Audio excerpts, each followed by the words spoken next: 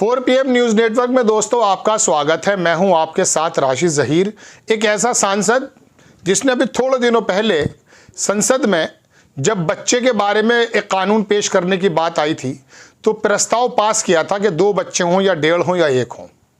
खुद के कितने बच्चे हैं वो मैं आपको बहुत पहले कभी बताया किसी प्लेटफॉर्म पर, 3-4 बच्चे, लेकिन अब पता चला वो घर के बच्चे नहीं, बाहर की महिलाओं से भी बच्चे हैं उस आदमी के। भारतीय जनता पार्टी का सांसद रवि किशन, उसके बारे में हमारे साथी पत्रकार शायद आपको कल बता चुके।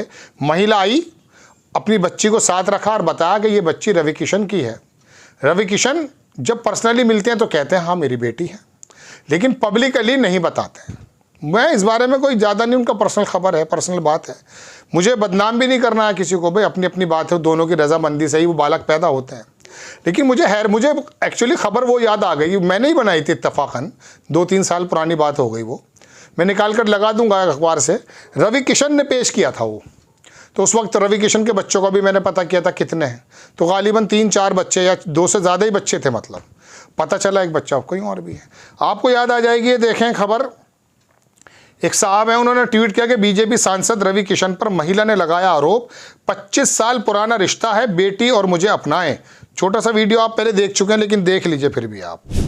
सबसे पहले तो अपना परिचय दे दीजिए। आज आप प्रेस कॉन्फ्रेंस कर रही हैं, इस प्रेस कॉन्फ्रेंस का क्या पूरा मतलब है? मेरा नाम अपर्णा है और ये प्रेस कॉन्फ्रेंस का ये मतलब है कि मैं चाहती हूँ कि मेरी बिटिया जो रवि किशन की डॉटर है उसको उसका हक मिले, उसके अधिकारों के लिए मैं ये प्रेस कॉन्फ्रेंस भी कर रही हूँ और मैं कोर्ट भी जाने वाली हूँ। एक बड़ा आरोप आप लगा रही हैं। हाँ, किस रवि मैं किशन की आरोप बात नहीं कर लगा रही रही हूँ? हूँ। किस रवि किशन की बात कर रही हैं? पहले ये बताइए। मैं जो रवि किशन है उन्हीं की बात कर रही हूँ, जो आप कह रहे हैं। वो एक्टर भी है, सांसद भी है, उनका नाम है मिस्टर रवि किशन। हाँ, तो मैं रवि की बात कर रही हूँ। आप फिर से अपने जवाब को दोहराइए। हाँ, क्या आप क्या अपनी मांगे हैं? आप किस तरह की आज यहाँ मांग लेकर आई हैं प्रेस कॉन्फ्रेंस? मेरी ये मांगे हैं कि मेरी डॉटर को वो या तो अडॉप्ट करे या लीगली उसको उसकी राइट्स मिले, जो ऑफ कोर्स वो हकदार है उसकी। बस मेरी ये ही मांगे और कुछ नहीं है। और उसके लिए मैंने प्रेस कॉन्फ्रेंस तो की है, बट मैं कोर्ट में भी जाने वाली हूँ। I will go by law and I trust law. क्या वो जो आपकी बेटी है उनको एक्सेप्ट नहीं कर रहे हैं? पहले उन्होंने एक्सेप्ट किया, आप नहीं, सामने कर रहे हैं एक्सेप्ट। आप समझ रहे हो, जब सामने होते हैं ना तो एक्सेप्ट करते हैं, जब मिलते हैं तो एक्सेप्ट करते हैं, बट पब्लिकली एक्सेप्ट नहीं करते। क्या आपकी शादी हुई है रवि किशन से या? शादी हमारी हुई है, यानी ऐसे बोल सकते हो कि मैं उनकी धर्मपत्नी हूँ, क्योंकि दोस्तों के सामने, फैमिली के सामने उन्होंने सिंदूर भी लगाया है और मंगलसूत्र भी बनाया। और मैं जब भी उनके साथ में रहती थी तो मैं सिंदूर लगा के रहती थी। उसके मेरे पास में काफ़ी सारे फ़ोटोग्राफ्स भी है, हम तीनों के भी फ़ोटोग्राफ्स है। कब शादी हुई थी आपकी? हम लोग की हुई थी 96 में। कहाँ पर? हाँ, किस जगह पर हुई थी? बॉम्बे में। बॉम्बे में। उसके फोटोग्राफ्स आपके पास, वीडियो? शादी के नहीं है, क्योंकि देखो क्या है ना कि तब फ़ोन ही नहीं था, आप समझ रहे हो, क्योंकि जो पहले की बात है वो फ़ोन नहीं था। बट हाँ, हम लोग घूमते फिरते थे, तो हम तीनों के बहुत सारे फोटोग्राफ साथ में हैं। मेरे उनके भी साथ में हैं, जब बच्ची साथ में है, मैंने सिंदूर लगाया हुआ है। और काफ़ी सारे ऐसे फ़ोटोग्राफ्स भी है वीडियो के।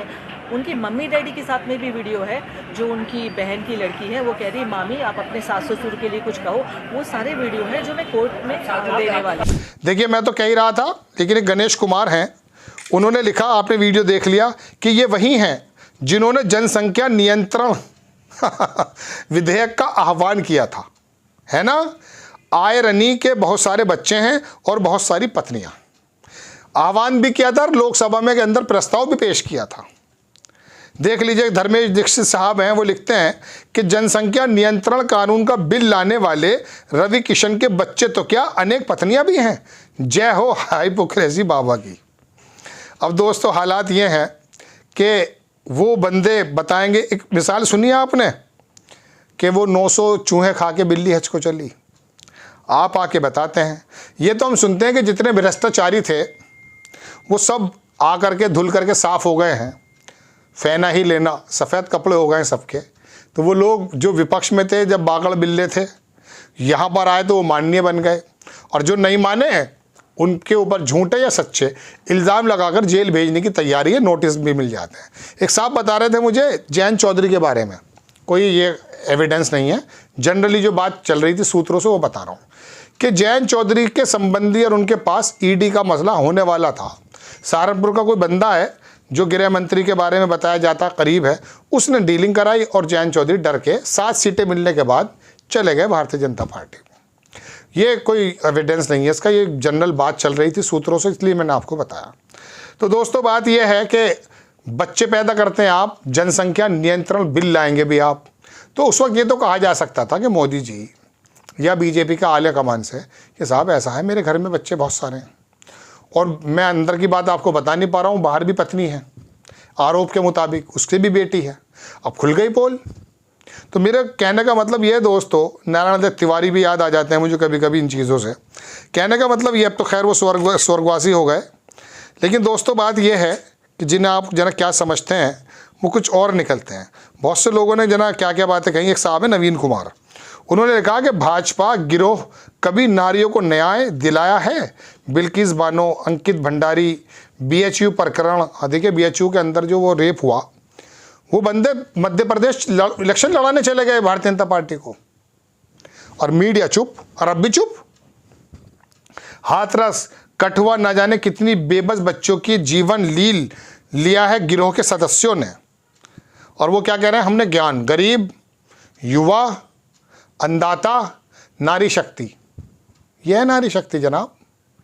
नहीं साहब लोकसभा में लेकर आएंगे, 200 साल बाद आएगा, 500 साल बाद आएगा। अरे क्यों बेकार की बातें करते हो, अभी लाओ ना जनसंख्या का भी जो है आपके पास कोई जो है डाटा है, ना सेंसस हुआ है, किस आधार पे महिलाओं को लाओगे? 2029 के बाद वो होगा, फिर 2034 में जाएंगे। अरे किसने देखा भाई?